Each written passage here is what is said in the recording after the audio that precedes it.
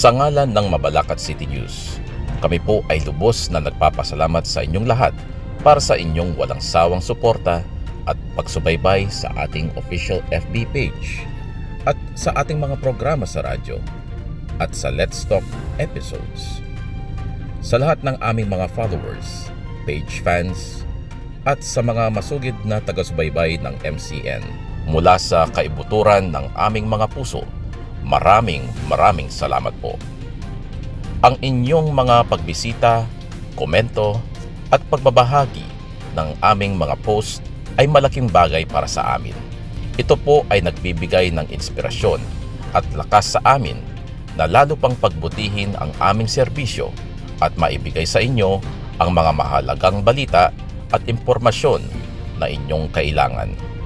Kami ay taus-pusong nagpapasalamat sa inyong lahat na sumuporta at nakiabang tuwing may pagsungit ng panahon, sa tuwing kami ay nagbabalita kung may pasok o wala.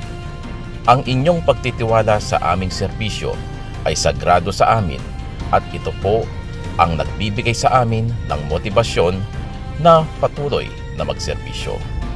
Habang tayo po ay papalapit sa wakas ng taong ito, naway patuloy ang inyong pagtangkilik sa Mabalacat City News. Asahan po ninyo na kami ay mananatiling tapat sa aming misyon na maghatid ng balita at impormasyon na totoo, makabuluhan at makakatulong sa ating mga kababayan.